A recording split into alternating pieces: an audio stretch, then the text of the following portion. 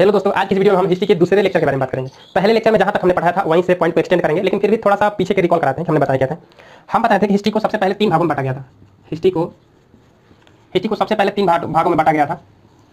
प्राग ऐतिहासिक काल, आध ऐतिहासिक काल और ऐतिहासिक काल। हिस्ट्री को 3 भागों में बांटा गया था। प्राग ऐतिहासिक काल, आध ऐतिहासिक काल और ऐतिहासिक काल। हिस्ट्री के पिता कौन थे? तो हेरोडोटस थे। लेकिन हिस्ट्री को इस तरह से डिवीजन किसने किया था? तो आपको बताए थे जॉन ब्रूस नाम का एक साइंटिस्ट है, उन्होंने डिवीजन किया था। जॉन ब्रूस नाम के एक साइंटिस्ट हैं। हिस्ट्री को इस तरह से डिवीजन किया था। किस बेस पे किया था? तो कहेंगे लिखित साक्ष्य के बेस पे। किस बेस पे? तो लिखित साक्ष्य के बेस पे इन्होंने डिवीजन किया था। जैसे कहने का मतलब है कि इसमें कोई लिखित साक्ष्य नहीं मिला था, इसमें कोई लिखित साक्ष्य नहीं मिला था, इसमें लिखित साक्ष्य मिला था लेकिन पढ़ नहीं सकते थे, इसमें कोई लिखित साक्ष्य मिला था लेकिन इसमें पढ़ सकते थे। तो इस लिखित साक्ष्य के बेस पे इतिहास को डिवीजन किए थे। किसने? जॉन ब्रूस नाम के एक साइंटिस्ट ने किए थे। लेकिन एक और साइंटिस्ट थे, उनका नाम था क्रिश्चियन जे थॉमसन। उनको यह बात डाइजेस्ट नहीं हो पा रही थी जॉन ब्रूस का। कहे नहीं, जॉन ब्रूस जिस तरह से डिवीजन किए हिस्ट्री को हमें उस तरह से डिवीजन नहीं करना चाहिए। किसने कहा? क्रिश्चियन जे थॉमसन ने कहा। क्रिश्चियन जे थॉमसन ने कहा कि हमें धातुओं के मिलने के आधार पर डिवीजन करना चाहिए कि किस किस काल में कौन कौन से धातु मिले हैं। जैसे इस काल में देखिएगा तो क्या धातु मिला? पत्थर मिला है ना, तो इसीलिए इसको कहा गया पाषाण काल। कौन सी काल? पाषाण काल। इसमें क्या मिला था? आधे ऐतिहासिक काल में कांसा मिला था ना, इसलिए कांस्य युगीन सभ्यता। कांस्य युगीन सभ्यता। इसमें क्या मिला था? ऐतिहासिक काल में लोहा मिला था ना, इसलिए इसको कहा गया लौह युगीन सभ्यता। लौह युगीन सभ्यता। तो अगर आपसे कहा जाए कि धातुओं के मिलने के बेस पे जो डिवीजन किया था, किसने किया था? तो बताएंगे क्रिश्चियन जे थॉमसन। हिस्ट्री को इस तरह से डिवाइड किया था। कैसे आपको करें? मतलब इसी को कहा था पाषाण काल, इसी को कहा था कांस्य युगीन सभ्यता और इसको कहा था लौह युगीन सभ्यता। किसने कहा था? तो इधर लिख रहा है क्रिश्चियन जे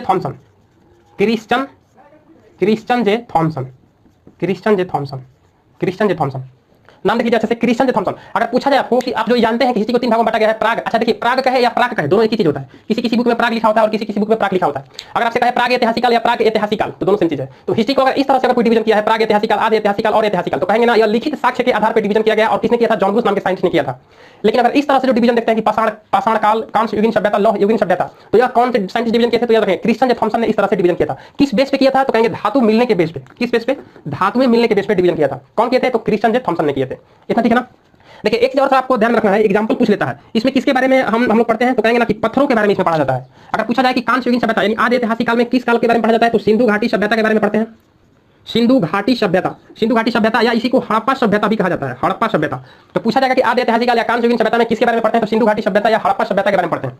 ऐतिहासिक और लौह युगीन सभ्यता में किसके बारे में पढ़ा जाता है, तो कहेंगे महाजनपद के बारे में पढ़ा जाता है। किसके बारे में? महाजनपद के बारे में पढ़ा जाता है। इतना ठीक है। चलिए देखिए एक और चीज है आपका कोपेनहेगन का नाम सुने हैं? कोपेनहेगन संग्रहालय या कोपेनहेगन म्यूजियम इंग्लिश में रहता है।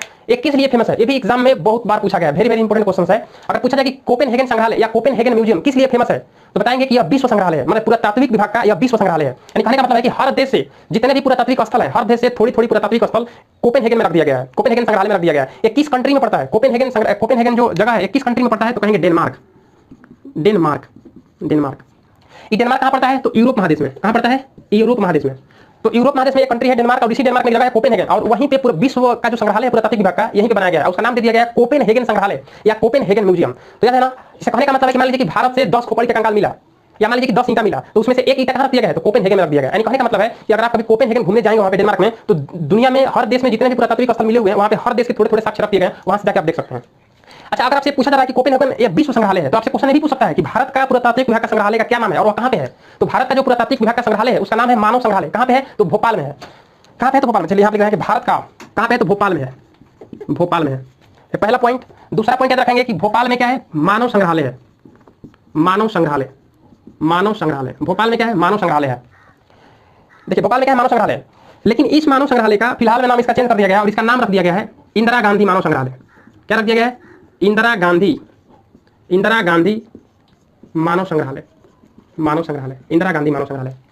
देखिए हालांकि इस तरह से नाम नहीं लिखना चाहिए। जैसे कि स्वतंत्रता सेनानी के नाम पे अगर कोई पुरातात्विक स्थल या देश का कोई सर्वश्रेष्ठ कोई चीज है, तो हम लोग का स्वतंत्रता सेनानी के नाम पे रखना चाहिए। इस तरह से नहीं रखना चाहिए। जैसे अगर यहाँ पे रहता कि भगत सिंह मानव संग्रहालय तो अच्छा रहता, लेकिन थोड़ी सा पॉलिटिकल इशू है। देखिए अब हम बात करेंगे, अगर आपसे पूछा जाए कि विश्व का पुरातात्विक विभाग का संग्रहालय कहां पे है, तो कहां बताएंगे? कोपेनहेगन में। कहां पड़ता है? तो डेनमार्क में पड़ता है। पूछा जाएगा कि भारत में मानव संग्रहालय कहां पे है, तो कहेंगे भोपाल में है। इसका नया नाम क्या है? इंदिरा गांधी मानव संग्रहालय। आपसे ये भी पूछ सकता है कि यह किस मंत्रालय के अधीन आता है? ये जो मानव संग्रहालय है ये किस मंत्रालय के अधीन आता है, तो कहेंगे संस्कृति मंत्रालय। किस मंत्रालय के अधीन आता है? तो संस्कृति मंत्रालय के अधीन आता है। संस्कृति मंत्रालय के अधीन आता है। किस मंत्रालय के अधीन आता है? तो संस्कृति मंत्रालय के अधीन आता है। अच्छा एक चीज और बताना भूल गए कि जॉन ब्रूस जो थे, जॉन ब्रूस सबसे पहले मिट्टी से खोद के देखे थे ना कि किस पत्थर पे लिखा है, किस पत्थर पे नहीं मिला है। मैंने लिखित साक्ष्य ढूंढ ढांड कर रहे थे ना। यानी कहने का मतलब कि एक तरह के वैज्ञानिक थे। और कौन वैज्ञानिक थे? भूगर्भ वैज्ञानिक थे। मतलब मिट्टी के अंदर खोद खाद के अध्ययन करते थे कि क्या क्या चीज मिला हुआ है। यानी ये जो जॉन ब्रूस है, ये जॉन ब्रूस जो थे, ये पुरातात्विक विभाग का पूरे विश्व के पुरातात्विक पूरे विश्व के पुरातात्विक विभाग के पिता थे, विश्व के पुरातात्विक विभाग के पिता, पुरातात्विक विभाग के पिता, ये विश्व के पुरातात्विक विभाग के पिता थे जॉन ब्रूस, और साथ ही साथ ये भूगर्भ वैज्ञानिक थे, भूगर्भ वैज्ञानिक थे, भूगर्भ वैज्ञानिक। यानी कहने का मतलब है कि पुरातात्विक स्थल खोद खाद करने वाले पूरी दुनिया में सबसे पहले जॉन ब्रूस थे, तो इसलिए इनको विश्व के पुरातात्विक विभाग का पिता कहा जाता है। अब खोद कर कहां करते थे? पृथ्वी के मिट्टी के अंदर, तो इसलिए भू माने भूमि, भूगर्भ मतलब भूगर्भ वैज्ञानिक थे। पहली बार सर्वे का संचालन किसने किया था? जॉन ब्रूस, इसलिए जॉन ब्रूस को विश्व के पुरातात्विक विभाग का पिता कहा जाता है। और साथ ही साथ इन्हें भूगर्भ वैज्ञानिक भी कहा जाता है कि भूगर्भ वैज्ञानिक थे, मतलब भूमि के पृथ्वी के अंदर खोद खाद के अध्ययन करते थे, तो खोदने से इनको बहुत सारा पुरातात्विक स्थल मिल गया, पुरातात्विक साक्ष्य मिल गया। इतना ठीक है। अच्छा, आपसे ये भी क्वेश्चन पूछ सकता है कि पूरे विश्व के पुरातात्विक स्थल का पिता कौन है? जॉन ब्रूस है। तो भारत के यहाँ पे लिख दे रहे हैं दूसरा तीसरा पॉइंट कि भारत के पुरातात्विक पिता, भारत के पुरातात्विक स्थल के पिता कौन है? भारत के पुरातात्विक स्थल के पिता कौन है? तो क्या बताएंगे? Alexander Cunningham. हम शॉर्ट में लिख रहे हैं लेकिन पूरा नाम समझ लीजिएगा, अलेक्जेंडर कनिंघम है। अगर कनिंघम भी याद रखेंगे तो इतना भी हो जाएगा। देखिए, अगर विश्व के पुरातात्विक स्थल का पिता अगर किसी को कहा जाता है तो जॉन ब्रूस को, अगर कहा जाए कि भारत के पुरातात्विक स्थल के पिता किसे कहा जाता है तो किसे कहा जाता है? तो कनिंघम को कहा जाता है।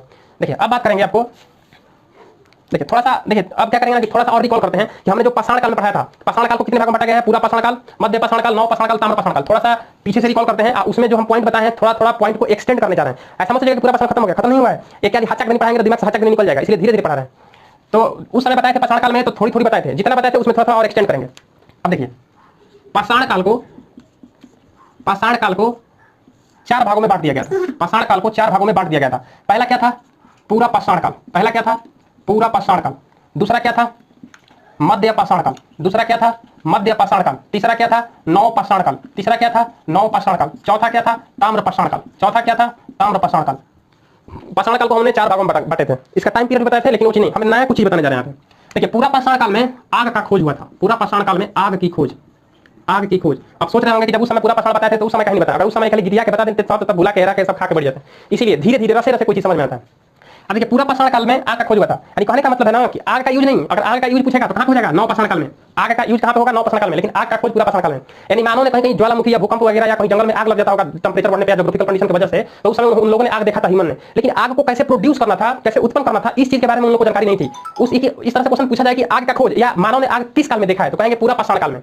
लेकिन अगर पूछेगा कि आग का यूज उन्होंने कब किया था तो नव पाषाण काल में पहली बार किया था ना। लेकिन आग का आविष्कार या आग का खोज कब हुआ था? तो पूरा क्या बोलते हैं, पूरा पाषाण काल में। यूज कब किया था? तो नव पाषाण काल में। इतना क्लियर है ना?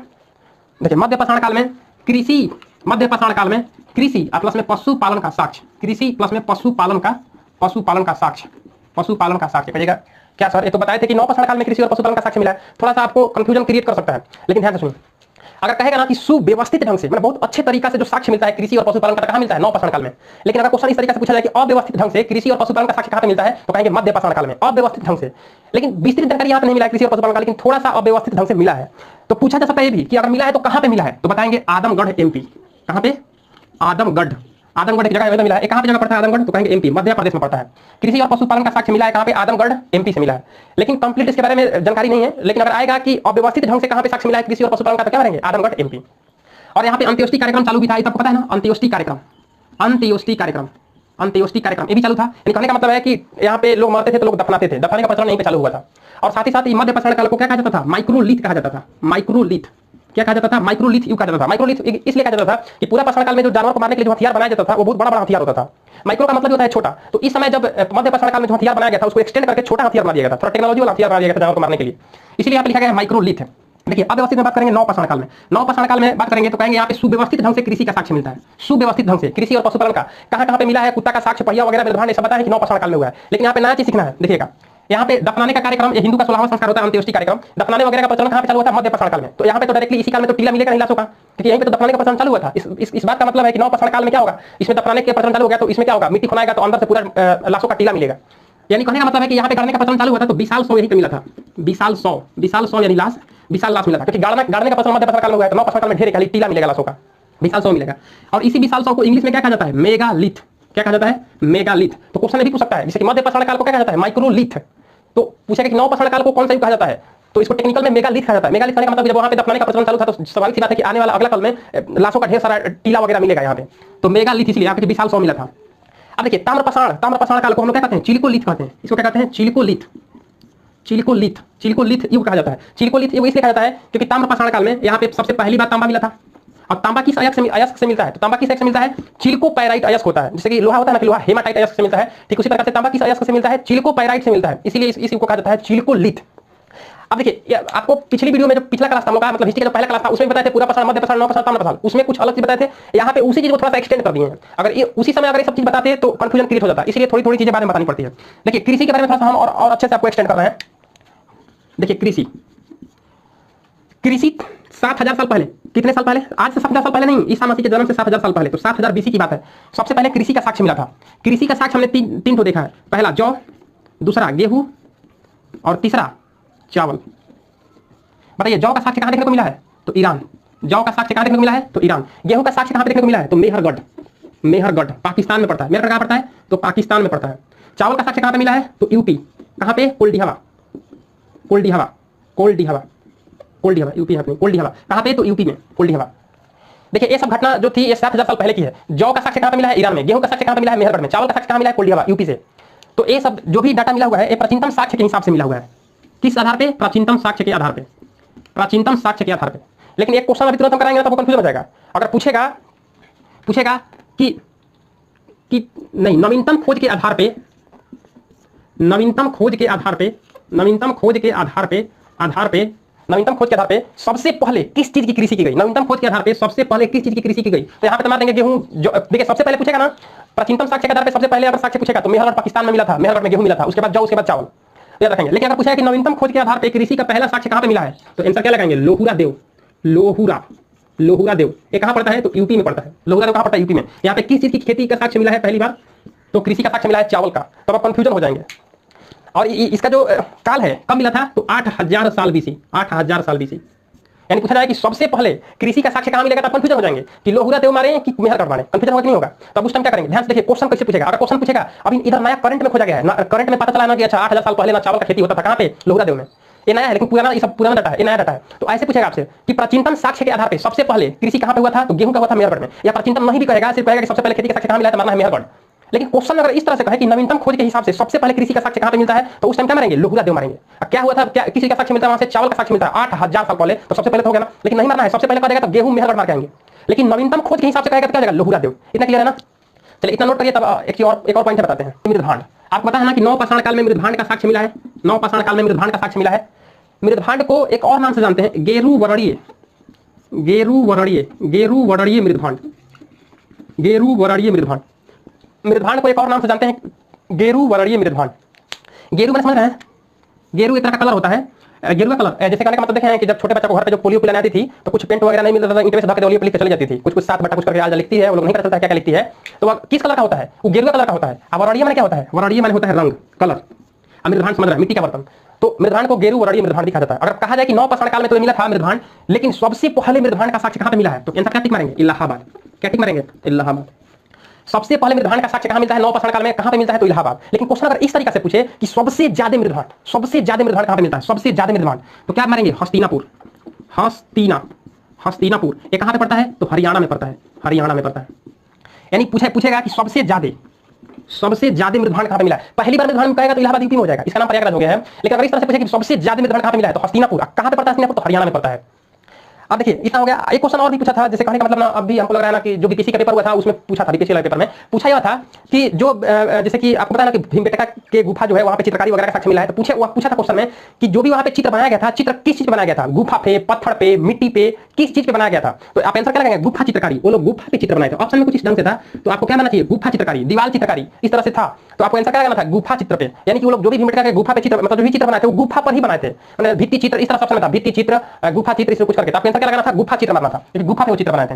इतना क्लियर है? देखिए अब हम क्या करेंगे कि हम जो भी चीज बताए हैं थोड़ा सा आपको रिकॉल कराते हैं कि हमने क्या क्या बताया। आपको हम सबसे पहले बताए थे कि हिस्ट्री को 3 भागों में बांटा था, प्री हिस्ट्री, प्रोटो हिस्ट्री और हिस्टोरिकल। किसने बांटा था? तो जॉन ब्रूस नाम के एक साइंटिस्ट ने बांटे थे। किस बेस पे बांटे थे? तो लिखित साक्ष्य के आधार पर बांटे थे।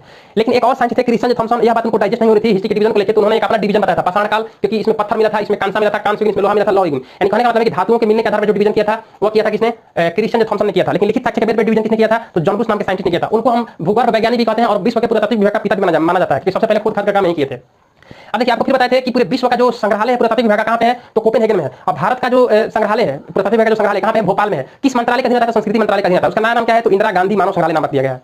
फिर आपको बताए थे कि पाषाण काल को 4 भागों में बांटा गया था, पूरा पाषाण काल, मध्य पाषाण काल, नव पाषाण काल और ताम्र पाषाण काल। फिर बताया था कि पूरा पाषाण काल में आग का खोज हुआ था, मध्य पाषाण काल में अव्यवस्थित ढंग से कृषि का साक्ष्य मिलता है। कहां पे मिलता है? तो आदमगढ़ एमपी से। याद रखिएगा, नव पाषाण काल, अच्छा उसको माइक्रोलिथिक भी कहा जाता है। फिर बताया आपको नव पाषाण काल में कृषि और पशुपालन सुव्यवस्थित ढंग से मिलता है। इस काल को हम लोग मेगालिथ कहते हैं, क्योंकि उस समय अंत्येष्टि कार्यक्रम चालू था दफनाने वगैरह का, तो जब दफनाएंगे तो लाशों का टीला स्वाभाविक से पता है कि नव पाषाण काल में मिलेगा, यानी विशाल 100 मिला था, इसलिए इसी को मेगालिथ कहा जाता है। ताम्र पाषाण काल को चिलकोलिथ कहा जाता है, क्योंकि तांबा का खोज यहीं पे हुआ था। अच्छा, मृदभांड सबसे पहले कहां पे मिला है? तो नव पाषाण काल में मिला है। नव पाषाण काल में कहां पे मिला है? तो इलाहाबाद में। लेकिन सबसे ज्यादा मृदभांड कहां मिला है? तो इलाहाबाद नहीं, इलाहाबाद में पहली बार, लेकिन सबसे ज्यादा मृदभांड कहां मिला? तो हस्तिनापुर में। कहां पे पड़ता है हस्तिनापुर? तो हरियाणा में पड़ता है। फिर आपको बताया है कि अच्छा जो भीमबेटका पे चित्र बनाए गए थे, भित्ति चित्र था कि गुफा चित्र था? तो गुफा पे चित्र बनाए थे। किस पे? गुफा पे चित्र बनाए थे। इतना ही बताया है। तो चलिए आज की वीडियो में इतना ही, मिलते हैं नेक्स्ट वीडियो में, तब तक के लिए गुड बाय।